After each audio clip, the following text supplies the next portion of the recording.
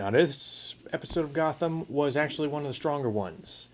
I just thought the plot lines that they've been setting up from the beginning, and all the characters, I thought nearly everything really came together in this episode. I liked the twists. I like the somewhat new direction that the show seems to want itself to go in.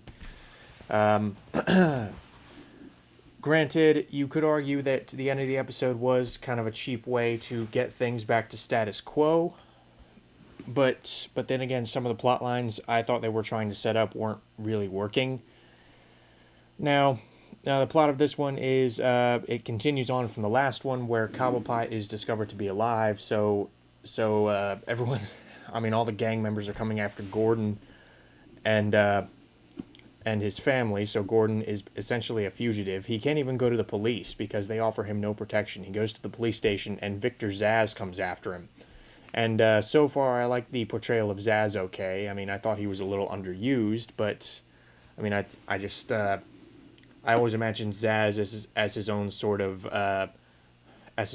entity rather than just a henchman. But again, this is several years before he ever meets Batman, so you could argue, well, he's not going to be the same. He's not going to be in the same line of work, or at least not quite the same line of work as he is eventually going to. He's not going solo yet. He still has the tally marks all over his body, which I think incorporating a character like Zsasz is actually more fitting than incorporating a character like Scarecrow or one of the more popular Batman villains, because Zsasz is one of those guys who I definitely think he can be seen, or he can be portrayed as less of a reactionary villain to Batman, because Batman a lot of the time in a lot of different portrayals, and I think with good reason, has been known to inspire his villains into creation. So, and Zsasz I think is a little separate from guys like the Joker or Ra's al Ghul, or not really Ra's al Ghul because he's immortal, but guys like Bane, who are kind of inspired by this legendary Batman, whereas Zsasz, he's just kind of his own serial killer who happens to have a gimmick and who Batman happens to fight from time to time. So I think incorporating Zsasz makes more sense in this show, and like I said, I like the way he was portrayed. But aside from that, we also have Cobblepot continuing to work his way up the ranks, and Maroni and Fish seemingly want him back because he knows things. I mean, he can potentially prove to be a very harmful snitch. Now, Maroni knows this, and he aims to use Cobblepot to his fullest advantage. Now, there are a few twists, and this is going to be a spoiler video. I feel like I can't really talk about the things in this episode without getting deep into spoiler territory, or at least not some of the things, because some things I can talk about without spoilers is Gordon and the walls really closing in around him, how he basically sends his wife away.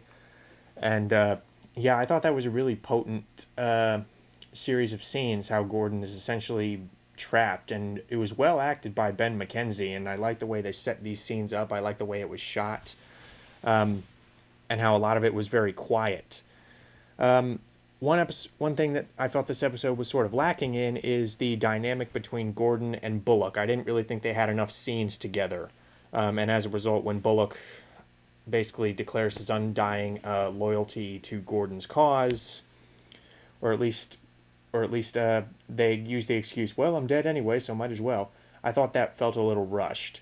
Now, but yeah, aside from that, a lot of things about this episode worked. Once again, one of the most interesting characters is Cobblepot, and I'm sure you've heard me say, when I first heard about this show, and I heard that the Penguin was going to be a major character, a younger version of the Penguin, I would have never thought that he would have been one of the most interesting characters.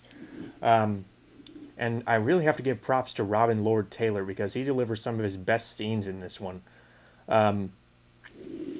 Now again, I've never seen this guy before. I mean, he could very well have been in something else, but again, I've never seen him in anything. I could be missing out, because he actually makes a pretty good Penguin. He's better than the movie Penguin from Batman Returns. And I know I'm going to get some flack for saying that. Like, how could you say some TV guy is better than Danny DeVito? Well, because this guy is, he's just better. I know that's not exactly in depth, but there you go. And yeah, for the most part, aside from a few instances of convoluted plotting and too many things going on, I thought a lot of the I thought the pacing was fairly good. The storytelling kept me intrigued in a way that I feel this show has not done up to this point. There were just so many twists and turns this episode, and what they've been promising has actually come closer to fruition in this episode than ever before.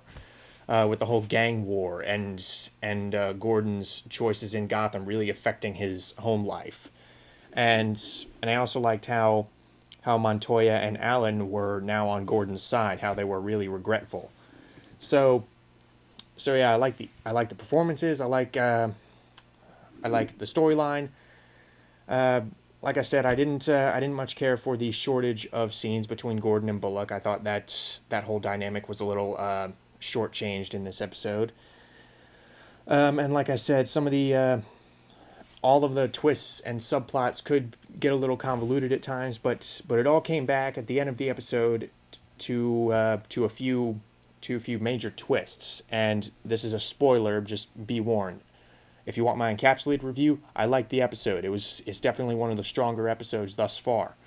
But the twist that Penguin has secretly been a snitch for Falcone this whole time, or Falcone this whole time, and not only that, setting up the fact that he has this gift for reading people and finding out their weakness. That is what I'm talking about, Gotham. I mean, I think this type of stuff is actually what people were looking for when they first tuned into this, and I've actually read some things that I've actually read some articles where the author of said article is somewhat disappointed that the show doesn't really seem to know what it wants to be. The scenes with the Penguin, I think the reason why the Penguin scenes are the strongest is because it really gives you what you want when you watch a show like this, where you're supposed to find out, the origin of all of Batman's villains, or a lot of Batman's villains. Because the Penguin, it's up to this point they've undergone this really natural progression where the Penguin has or Cobblepot has learned how things work in the Gotham underbelly, and having him secretly be an agent for Falcone and really assert his dominance over other seemingly stronger gangsters was really potent and really showed some advancement. So, and like I said, the scenes were very well acted, and yeah, I just like that twist. You could argue, well, it was a little convoluted, but I actually thought it tied everything together very nicely. Now, yeah, that's about it. Once again, I like the fact that they did not use Bruce Wayne too much. He didn't really have anything to do this episode. But the kid who plays Bruce Wayne, David something Mazos, I'm totally butchering his last name, but considering they didn't try to force him into the plot like they did, like they have tried to do in other episodes, I thought he did a good job. Granted, everyone else in the show is stronger, but, I digress. This was a very well-crafted episode from a lot of different perspectives, from an acting perspective, from a storytelling perspective, from a writing perspective, from the portrayal of the characters, from that perspective, Zaz and Gordon and all them. So yeah, for more so than I think I have since the pilot, I'm looking forward to the next episode of Gotham, which, hey, is always a good sign, right?